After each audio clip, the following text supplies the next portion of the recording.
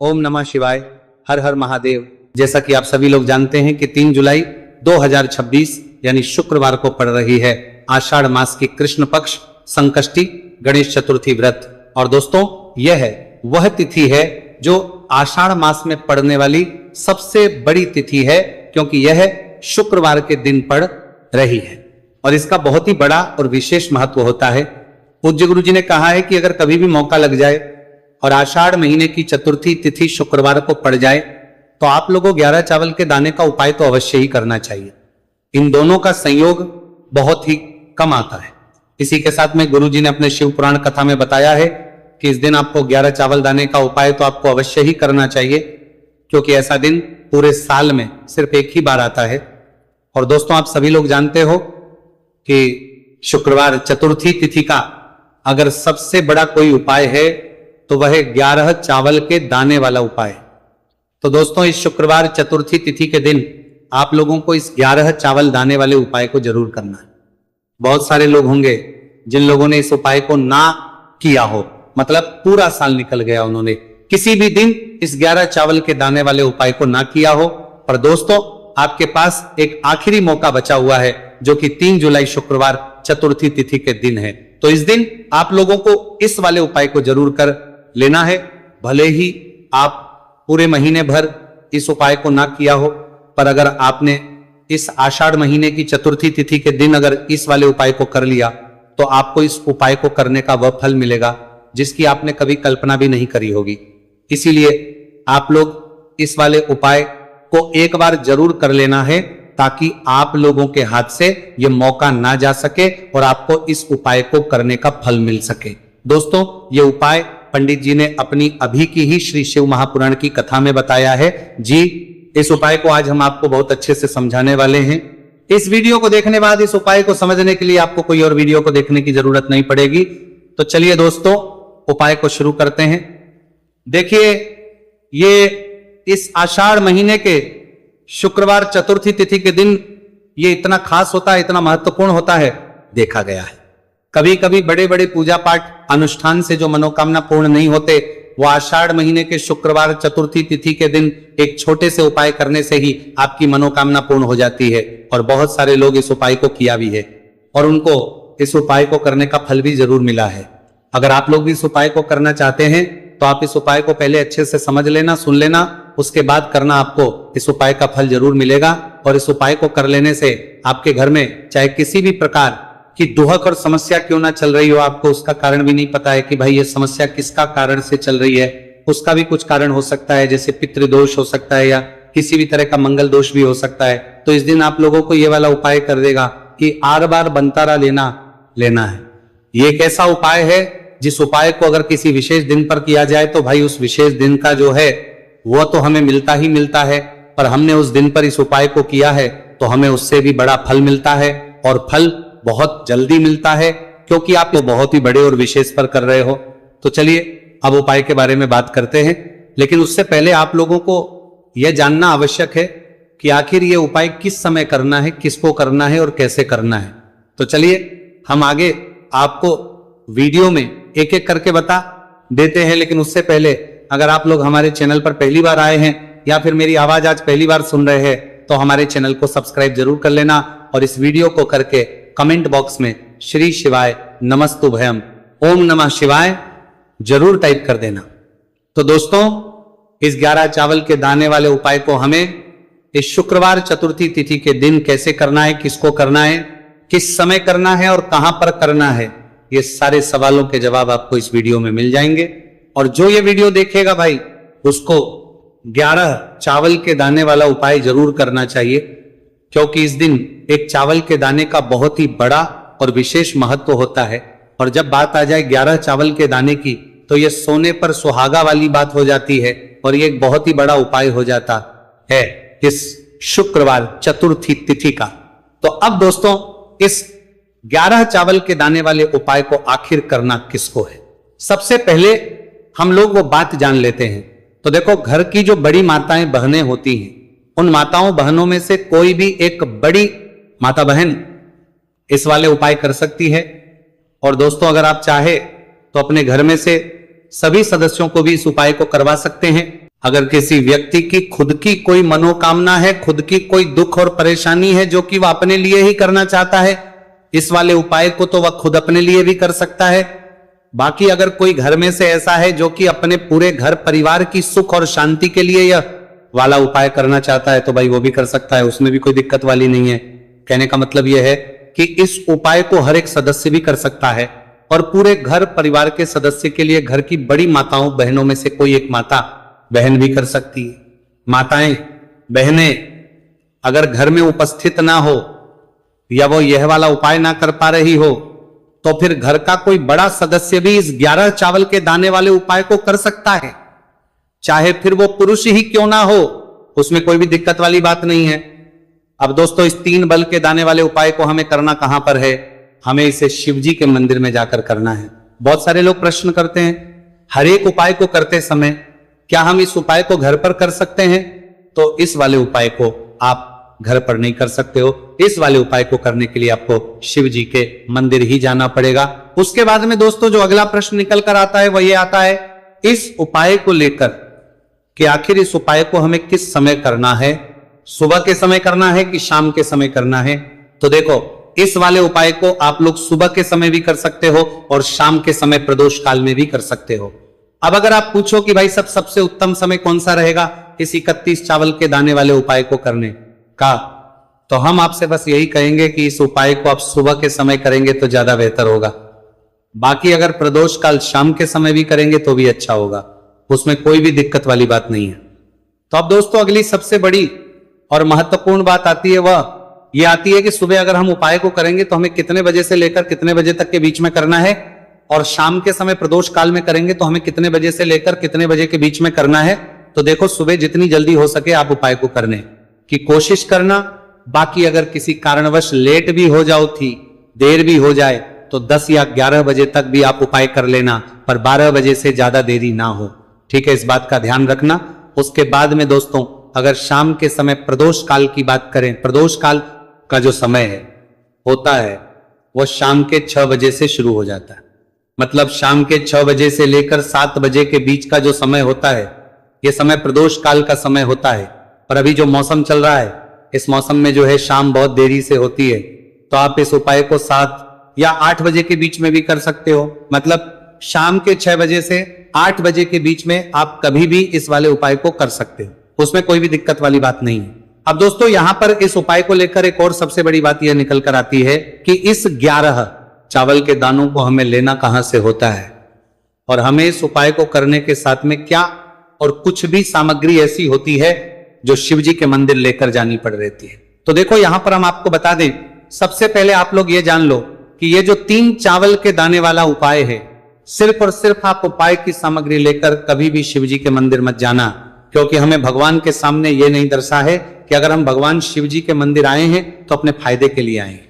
तो इसलिए जो भी पूजन सामग्री है, उपाय सामग्री है 11 चावल के दाने, इसके साथ में आपको पूजन सामग्री भी जरूर लेकर जाना है। देखो अगर सुबह के समय उपाय कर रहे हो तो सीधी सी बात है 1 लोटा जल तो आप लेकर जाओगे ही जाओगे। वही 1 लोटा जल अगर मिट्टी का जल हो तो बहुत अच्छा रहेगा। मिट्टी का जल कैसे बना आता है इसके लिए हमने पहले से बहुत सारी वीडियोस बना दी है आपके पास। इस दिन एक आखिरी मौका रहेगा मिट्टी का जल शिवजी पर चढ़ने का और उपाय को करने का, बहुत बड़ा आपको इस दिन फल मिलेगा। तो इसीलिए इस दिन हो सके तो भाई मिट्टी का जल चढ़ाना तो अपने साथ में कम से कम 1 लोटा जल तो आपको लेकर जाना ही जाना है। अगर मिट्टी का जल नहीं है तो घर का जल भी आप इस्तेमाल कर सकते हो। इसके अलावा जो भी पूजन सामग्री है, देखो 11 के दाने ये अलग आपके रहेंगे और जो आपकी पूजन सामग्री रहेगी वो अलग रहेगी। पूजन सामग्री में आप जो भी चीज लेकर जाना चाहे वो लेकर जा सकते हैं, एक बेलपत्र भी लेकर जा सकते हैं, उसमें कोई भी दिक्कत वाली बात नहीं है। वहीं अगर हम बात करें शाम के समय की, तो शाम के समय शिव जी पर जल नहीं चढ़ता है, इसीलिए शाम के समय आप लोग एक दीपक तैयार कर ले जो कि गोल तीखा आटे का, शुद्ध देसी गाय का घी का होगा, है ना। इस बात का आप लोगों को ध्यान करना है और इस दीपक को आपको घर से जलाकर नहीं लेकर जाना है, भगवान शिव जी के मंदिर में जाकर ही जलाना है। इस बात का भी आप लोगों को ध्यान रखना है। अब दोस्तों यहां पर हमें इस बात को समझना है कि ये 11 चावल के दाने हमें लेना कहां से है। क्या हमें दुकान से लेकर आना है या हमें अपने घर से लेना है या कहां से लेकर आना है और कौन से चावल लेना है, क्योंकि चावल भी बहुत प्रकार के होते हैं। तो देखो इन सभी सवालों के जवाब आप लोग एक बात में सुन लो कि भाई जो उपाय है, इस उपाय में आपको ये नहीं देखना है कि भाई कौन से चावल है कौन से चावल नहीं है। बस जो भी चावल ले रहे हो वो चावल का दाना साबुत होना चाहिए, मतलब साबुत होना चाहिए, टूटा हुआ नहीं होना चाहिए, कटा पीटा नहीं होना चाहिए। ये बात आपको ध्यान रखना है। बाकी आपका चावल बासमती हो या सादा चावल हो या कोई सा भी चावल हो, उसमें कोई भी दिक्कत वाली बात नहीं है। तो सीधी सी बात है कि आपके घर के रसोई घर में जहां पर आप बनाते हो वहां पर जो भी चावल आपके उपस्थित हो, उन चावलों में से अपनी एक कटोरी भर लेना या एक मुट्ठी चावल अलग से निकाल कर रख लेना, क्योंकि हम 11 चावल यहां पर इस उपाय में लेने वाले हैं, तो हमें ये चावल के दाने गिनकर निकालने पड़ेंगे। इस बात का आप लोगों को ध्यान रखना है। तो अपने उस चावल की कटोरी में से या चावल में से 11 ऐसे चावल के दाने आप लोग निकाल लो जो कि टूटे हुए ना हो, कटे पीटे ना हो, कोई दाग ना लगा हुआ हो, है ना। अच्छे साबुत चावल के दाने 31 दाने आप लोग निकाल कर रख लो और इन्हें किसी भी एक कागज की पड़िया में या किसी एक छोटी सी कटोरी में आप लोग रख लो, ताकि ये सुरक्षित रहे, आपके एक भी चावल का दाना इधर उधर ना हो और आपका उपाय भी पूरा अच्छे से हो जाए। तो भाई जैसे ही आपका उपाय की जो सामग्री है 11 चावल के दाने ये तैयार हो जाते हैं, उसके बाद में आपको जो भी अपनी पूजन सामग्री है सुबह समय कर रहे हो, तो एक लोटा जल और एक बेलपत्र या पूजन सामग्री जो लेकर जाना चाहो उसकी भी तैयारी कर लेना।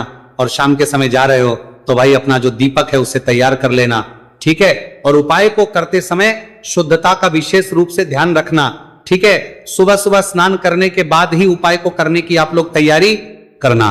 उसके बाद अगर शाम के समय की बात करें तो शाम के समय आपको स्नान करने की जरूरत नहीं है, पर शुद्धता ध्यान रखना है। आपको स्नान तो नहीं करेंगे, आप हाथ मुंह धोकर भी इस वाले उपाय को शाम के समय प्रदोष काल में कर सकते हैं, इसमें कोई दिक्कत वाली बात नहीं है। तो आप अपने उपाय की पूरी सामग्री तैयार करके आपके पास ही में जो आपका शिव मंदिर हो वहां पर पहुंच जाइए। सबसे पहले शिव मंदिर में जाकर आप लोगों को उपाय नहीं करना है, पहले भगवान के दर्शन करना है, भगवान से आशीर्वाद प्राप्त करना है, फिर शिव जी की शिवलिंग के पास में आना है। शिवलिंग के पास में आने के बाद जो पूजन सामग्री लेकर आए हुए हैं, जैसे कि सुबह गए हुए होंगे तो एक लोटा जल और जो भी पूजन सामग्री लेकर आए हैं आप उनसे भगवान शिव जी की पूजन कीजिए। सबसे पहले तो एक लोटा जल ही चढ़ेगा, फिर आपको एक बेलपत्र श्री शिवाय नमस्तुभयम का जाप करते हुए शिवलिंग पर चढ़ा देना है।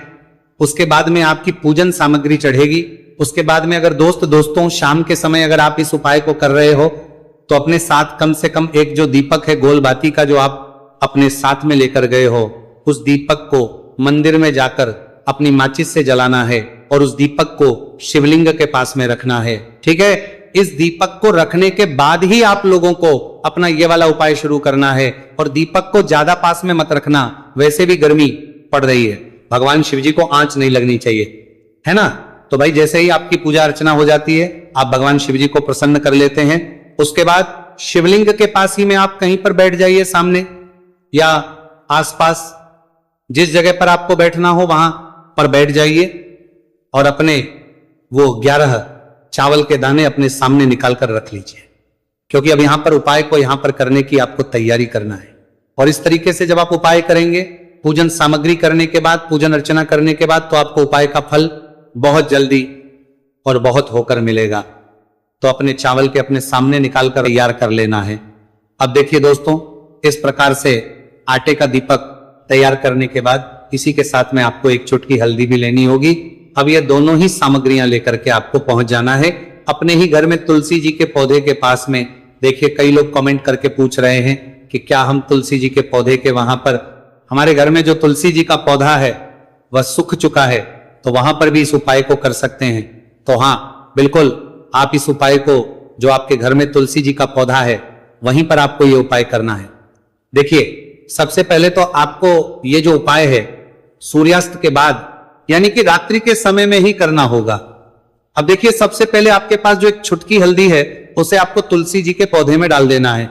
अब देखिए आप जो एक आटे का दीपक लेकर के आए हैं, सबसे पहले तो आपको उसे तुलसी जी के पौधे के पास में रखना है और तुलसी जी पौधे के पास में रखने के बाद इस दीपक में हमें शुद्ध घी का प्रयोग करना है और इसी दीपक में हमें गोल रूप की बाती का प्रयोग करना है, क्योंकि ये जो दीपक है विशेषकर हम हरि विष्णु नारायण के नाम से लगा रहे हैं। अब इस दीपक को आपको प्रज्वलित कर देना है और आपको भगवान विष्णु से, माता तुलसी से प्रार्थना करनी है कि हमारे घर में परिवार का प्रत्यक्ष सदस्य तरक्की करें उसे अपने हर कार्य में सफलता की प्राप्ति हो, पूरा परिवार खुश रहे। हे भगवान नारायण, आप हमारे परिवार की रक्षा करना। अब देखिए, दीपक को प्रज्वलित करने के बाद आपको तुलसी जी के पौधे के नीचे यदि तुलसी जी का पत्ता गिरा हुआ पड़ा है तो उसे आपको उठा लेना है। आपको ध्यान रखना है, तुलसी जी के पौधे से पत्ता तोड़ना नहीं है। नीचे गिरा हुआ है तो उसे आपको उठा लेना है।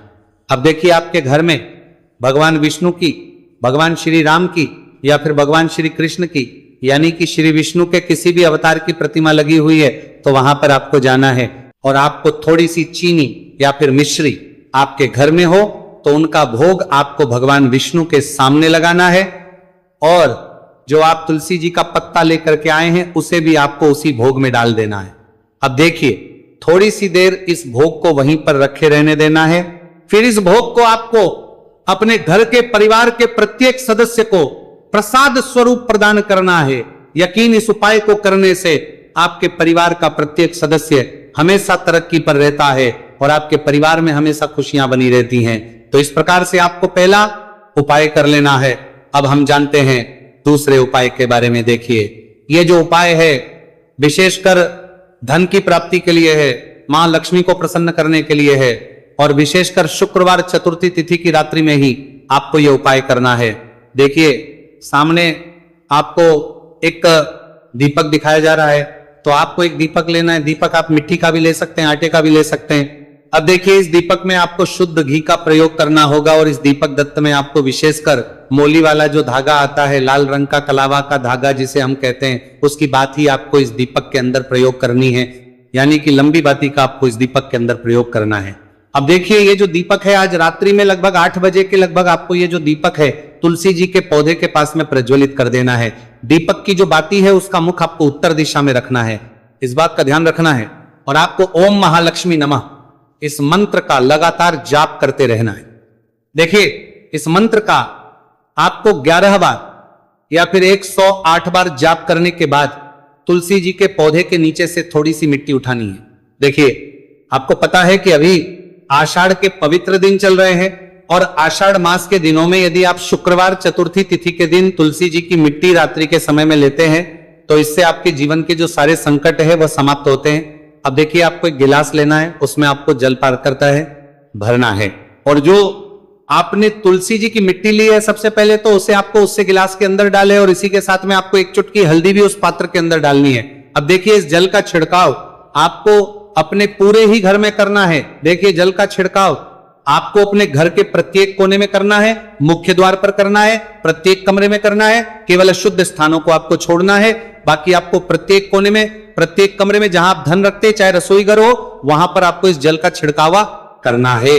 और जल का छिड़काव करते समय आपके मन में यही भाव रहना चाहिए कि माता लक्ष्मी की कृपा से हमारे जीवन में हमेशा धन धान्य के भंडार भरे रहे और जीवन में जो भी संकट है, कष्ट है, वो सभी दूर हो। इस प्रकार से कामना करते हुए सुंदर भाव के साथ आपको ये उपाय करना है। देखिए, इस उपाय को करने से घर का जो दुर्भाग्य है वो दूर होता है। तो इसीलिए आपको शुक्रवार चतुर्थी तिथि की दिव्य रात्रि में ये उपाय करना है। अब दोस्तों, हम बात कर लेते हैं तीसरे विशेष और अंतिम उपाय के बारे में। देखिए, इस उपाय के माध्यम से भगवान विष्णु और माता लक्ष्मी दोनों ही प्रसन्न होने वाले हैं। तो देखिए, इस उपाय को करने के लिए सबसे पहले तो आपको दीपक लेने हैं। दीपक आपको 2 लेने होंगे। आप चाहे तो दोनों ही दीपक मिट्टी के भी ले सकते हैं, दोनों ही दीपक शुद्ध आटा मरकर उनके भी तैयार कर सकते हैं। अब देखिए, दोनों ही दीपक के अंदर आपको शुद्ध घी का प्रयोग करना होगा। अब देखिए, 2 दीपक हैं, उनमें से आपको एक दीपक के अंदर गोल बाती का प्रयोग करना है और एक दीपक में आपको लंबी बाती का प्रयोग करना है। देखिए, लंबी बाती वाले दीपक के अंदर आपको लाल बाती का प्रयोग करना है। जो मोली वाला धागा आता है कलावा का, उसी की बाती का आपको प्रयोग करना है। अब देखिए, इसी के साथ में आपको एक चुटकी हल्दी लेनी है और एक चुटकी आपको काले तिल लेने हैं। अब देखिए दोस्तों, ये उपाय भी आपको विशेषकर रात्रि के समय में ही करना होगा। तो देखिए, सबसे पहले तो आपको ये जो सभी सामग्रियां हैं तुलसी जी के पौधे के पास में लेकर के पहुंचना है। देखिए, आपके पास जो गोल बाती का दीपक है, इसे आपको तुलसी जी के पौधे के पास में प्रज्वलित करना है। ओम नमो भगवते वासुदेवाय नमः इस मंत्र का जाप करते हुए। अब देखिए, आपके पास जो काले तिल है उन्हें आपको अपने सीधे हाथ में रखना है और आपके जीवन में जो भी समस्या है, परेशानियां हैं, जीवन में जो भी संकट है, बाधाएं, उन सभी को दूर करने की आपको प्रार्थना करनी है। और ये जो काले तिल है आपको उससे जलते हुए दीपक के अंदर डाल देने हैं। तो देखिए इस प्रकार से हमने ये जो गोल बाती का दीपक है भगवान विष्णु के निमित्त प्रज्वलित किया है। अब देखिए दोस्तों, आपके पास जो लंबी बाती का दीपक है और आपके पास जो एक छुटकी हल्दी है, इन दोनों को आपको अपने घर के मंदिर में लेकर के पहुंचना है। देखिए आपके घर के मंदिर में जो माता लक्ष्मी की तस्वीर है या फिर माता लक्ष्मी के किसी भी स्वरूप की तस्वीर है, प्रतिमाएं हैं, तो सबसे पहले तो के सामने आपको यह दीपक रखना है। दीपक के नीचे आपको चावल या फिर अनाज के कुछ दाने अवश्य ही रखना है। देखिए सबसे पहले तो आपको ये जो दीपक है इसे माता लक्ष्मी जी के सामने प्रज्वलित कर देना है। अब देखिए आपके पास जो एक चुटकी हल्दी है इसे आपको जलते हुए दीपक के अंदर डाल देना है और आपको ओम महालक्ष्मी नमः या फिर ओम नमो भगवते वासुदेवाय इस मंत्र का जाप करना है। माता लक्ष्मी से आपको प्रार्थना करनी है कि जीवन से जो भी दुर्भाग्य है, दरिद्रता है, उन्हें आप समाप्त करें और हमारे घर में हमेशा सुख, शांति और समृद्धि बनी रहे। इस प्रकार से आपको कामना करनी है। तो देखिए दोस्तों, इस प्रकार से आज के इस वीडियो में हमने आपको शुक्रवार चतुर्थी तिथि की रात्रि में किए जाने वाले 3 महा उपाय बताने का प्रयास किया है। जो भी आपके लिए उचित है, सरल है, उसे आप कर सकते हैं। तो दोस्तों, ये थे पूज्य गुरु जी द्वारा बताए गए कुछ बहुत ही खास अगर आपको जानकारी अच्छी लगी हो तो वीडियो लाइक करिएगा। मिलते हैं फिर एक नए वीडियो के साथ। श्री शिवाय नमस्तु भयम